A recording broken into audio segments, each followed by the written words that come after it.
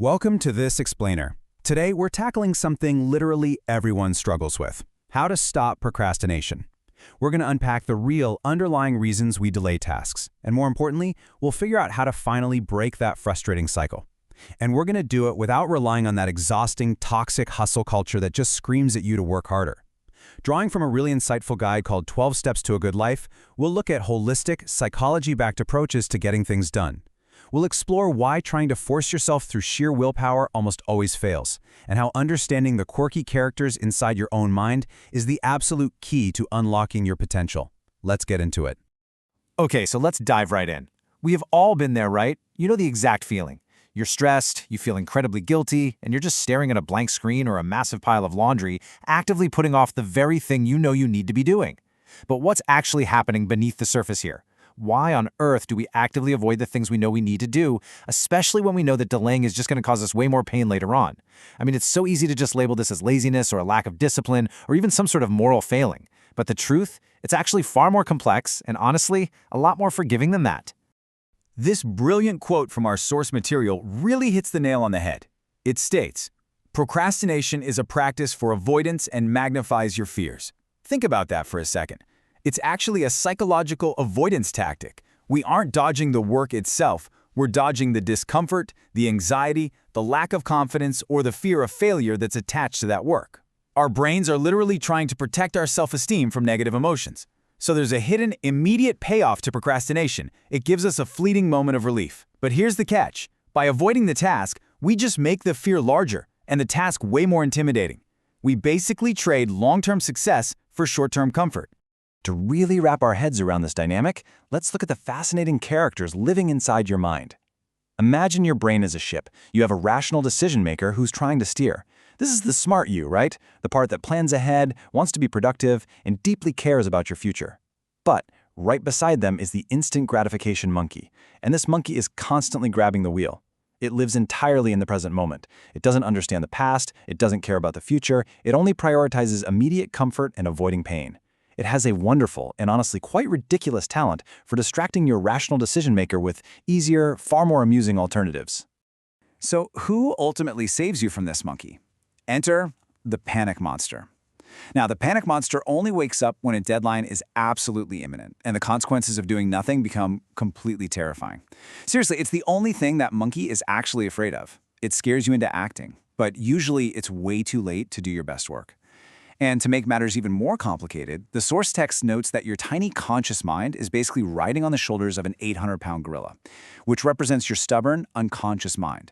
That gorilla goes exactly where it wants to go. You can make all the conscious commitments in the world, but until you align with that massive, stubborn beast, absolutely nothing changes. Now, let's map out exactly where that instant gratification monkey tends to drag us. Ideally, we want to spend our time tackling important but not urgent tasks. That's the sweet spot, the zone of high productivity, thoughtful planning, and peaceful progress. But when we get scared or overwhelmed, we inevitably hide from our fears over in the procrastinator's paradise. This is where we do things that are neither urgent nor important, like mindlessly scrolling social media or watching random videos.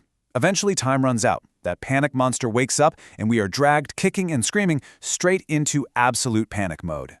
So, the million-dollar question is, how do we actually escape this miserable cycle? Well, for years, so many of us have relied on deficiency motivation, which basically means trying to force ourselves into action through fear, pain, and really harsh self-criticism.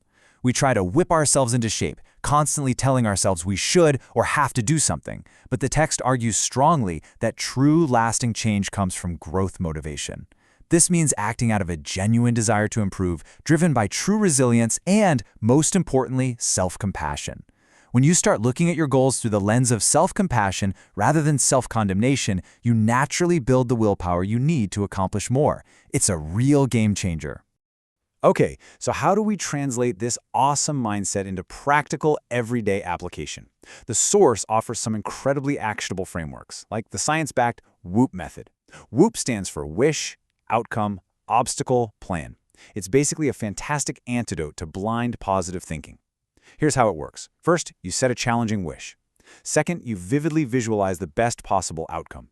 But here is the magic step. Third, you identify the internal obstacles that will inevitably get in your way. Your fatigue, your fear, your distractions. Finally, you create an if-then plan to overcome them.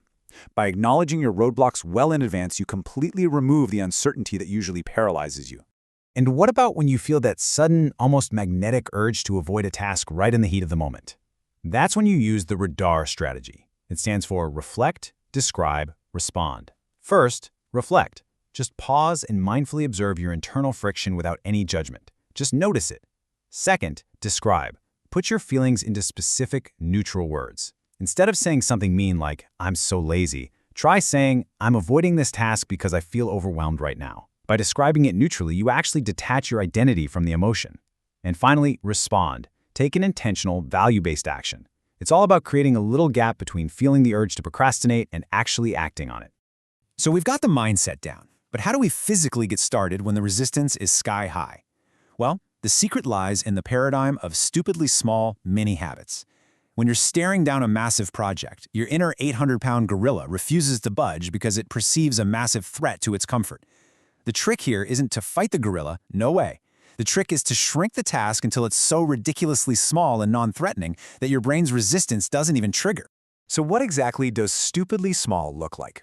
Honestly, it looks like the number 1. It means committing to just one single push-up, or reading exactly one page of a book, or doing just 3 minutes of writing. The task becomes so completely unintimidating that your inner instant gratification monkey won't even bother putting up a fight. It seems almost silly to your conscious mind, right? And that is exactly the point. Action inspires effort. Once you simply overcome that initial friction of starting, once you just get over that tiny hurdle, you're mentally free to add bonus reps. More often than not, you'll end up doing way more than your minimum. You can absolutely bulletproof these mini habits by using what we call implementation intentions.